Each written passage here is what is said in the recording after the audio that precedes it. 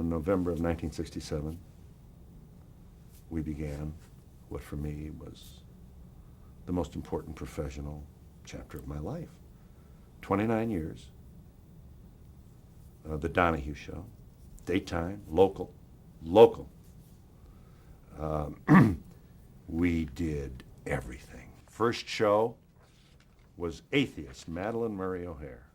Can you imagine? Dayton, Ohio, 10:30 in the morning, turn on television, there's this Donahue guy with the most hated woman in America. Madeline Murray O'Hare brought her suit against prayer in public schools to the United States Supreme Court. And her attorney stepped before this highest tribunal in the world and said, you cannot put a crucifix in a public school building. It's not fair to the children who are not Christian.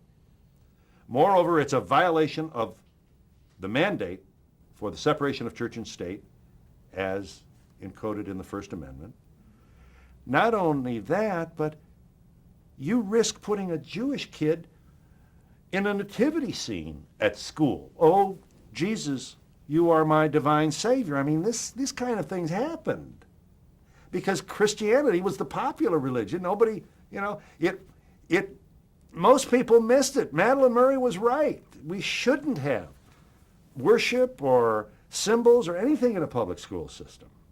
It's not good for us. In fact, it's the separation of church and state, as she would argue, that strengthens religion. It means that no member of the president's cabinet is ever going to tell you what your rabbi what to say or your preacher what to say from the pulpit. You don't want to be you want them separate. So I just thought it was a wonderful, comes Madeline Murray O'Hare, first Donahue Show, November 7th, 1967. It was the Phil Donahue Show, very cleverly named. Madeline Murray, 10:30 a.m., Channel 2, Dayton, Ohio.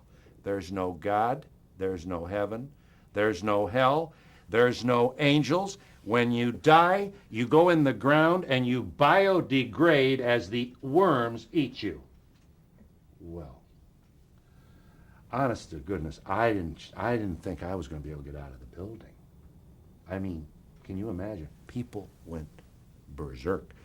Guys would finish their haircut in the barbershop and stay till the show. They couldn't take their eyes off this woman who was out there railing about, we knew that we were visually boring.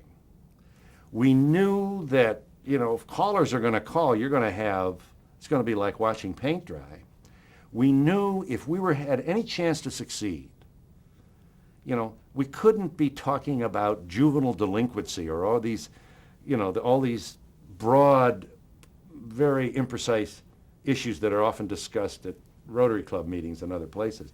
We knew we had to have personalities who moved you to go to that phone and make a phone call. I mean, truly, she almost paralyzed the entire Baldwin Exchange, which is what we were on then in Dayton, Ohio. I mean, people couldn't get their doctors, hospital.